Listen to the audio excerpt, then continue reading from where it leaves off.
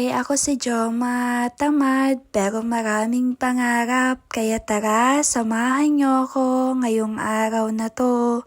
Hoy, ano daw? At sa mga part nga po na to mga biwag kayo, ako'y masipag na sapagkat ako'y magsasaing na. Hoy, wag ka, wala kasi yan sila mother tsaka father. Opo, kasi nga po nung araw na to ay lumabas po sila para makapagpa-check up. At eto, syempre nakapaghugas na yung tatay ko kaya yung mga nahugasan niya, kinuha ko na din po para din may ayos ko na, 'di ba? Kasi sa mga part na to wala na po sila no? Pero alam mo yun, kahit na may pupuntahan sila ay talagang hindi nakakalimutan maghugas ng tatay ko no? Yung kahit sabihin ko na ako na abay, ayaw pa awat no? Iba talaga kapag meron kang masipag na tatay. Tapos ayan, syempre, ayan, inanuhan na nila yung kakainin ko pang breakfast ko. O, 'di ba? Kakain-kain lang 'yan, pero mamaya gugutumin na 'yan mga bi. Oo, wag kayo, gugutumin na talaga.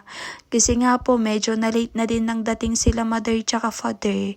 Gawa nga po't nagpa-check up nga po sila. At eto naman po yung kapatid ko nagluluto na kasi paparating na si baby.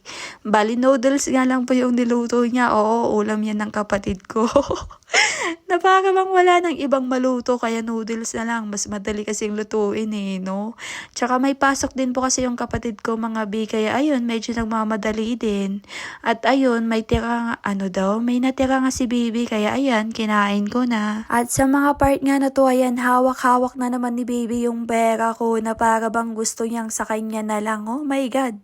Naalala ko dati yung pera ko na pagkagising ko, abay wala na. Kasi kinuha niya, babe, pero medyo bata-bata pa siya nun. Oo.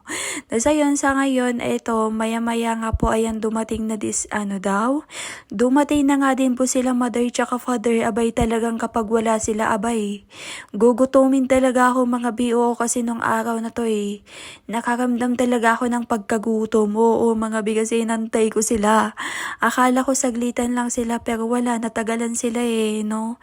Kasi nga po, ayun, meron silang ganyan, basta yun na yun, di lahat hindi lahat ay kailangan sabihin ko dito. Basta yun na yun mga be.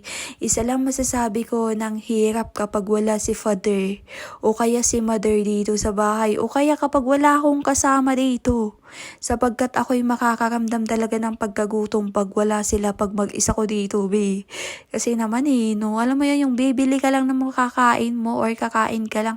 May mga pagkain naman pero ayoko lang dito. Like, alam mo yun, may mga pagkain na pwede kong kainin pero sadyang ayoko lang kainin. Kaya ayan, nung pagkakating nga po sila, yan, tamang kain na ako, yan, napapamerienda na ako. Diba, nakakalokang hirap talaga kapag wala kang kasama sa bahay, be. Abay talagang makakaramdam ka ng pagkagutom lalo na kung tamad ka no? Tamad magluto. Sa mga oras na to kasi, syempre may pasok din yung kapatid ko, yun, pumasok.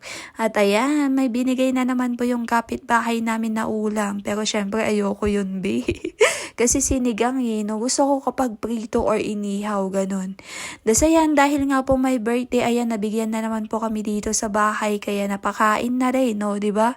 Napakain pa nga po dyan si baby at ako nga naman Ako naman po dito ay yung spag, diba? Ganito talaga kapag may birthday dito sa amin, bibigyan ka nila. Kaya thank you po.